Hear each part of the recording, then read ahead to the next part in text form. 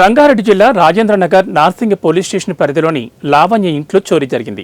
సుమారు 12 లక్షల విలువైన బంగారు ఆభరణాలు చోరీ జరిగినట్లుగా లావణ్య వాపోయింది. రాజ్ తరుణ్ మాల్వి మల్హోత్రాపై అనుమానం ఉన్నట్లుగా తెలిపింది.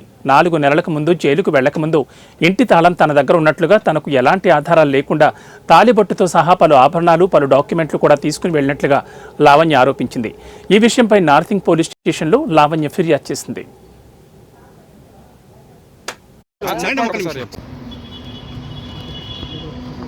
నేను ప్రిజన్ నుంచి బయటకు వచ్చే లోపటి రాజ్ ఇంట్లో నుంచి వెళ్ళిపోయాడండి. బీరువా తాళంచేలు కూడా రాజ్ దగ్గరే ఉన్నాయి. సో నిన్న నేను ముంబై వెళ్ళినప్పుడు రాజ్ తరుణ్ దగ్గర తాళంచేలు తీసుకొని వచ్చి బీరువా ఓపెన్ చేసి చూస్తే నాకు గోల్డ్ లేదు. మరి మా ఇంట్లో మనిషికి అయితే అవసరం లేదు గోల్డ్ తీసుకోవాల్సిన అవసరం. కాకపోతే నేను ప్రిజన్లో ఉన్నప్పుడు మాల్వి 2-3 సార్లు వచ్చిందంట మా ఇంటికి. ఇంకా మాల్వి తీసిందనే ఉద్దేశంతో ఉంది. మరి అది రాజ్ తరుణ్ ప్రమేయం ఉండి జరిగిందా, రాజ్ తరుణ్కి తెలియకుండా జరిగిందా అన్నది మరి ఇప్పుడు పోలీసులు చెప్పాలి. నేనైతే కంప్లైంట్ ఇవ్వడానికి వచ్చాను. కీస్ లాక్ చేసే వెళ్ళానండి. రాజ్ తరుణ్ దగ్గర ఉన్నాయి.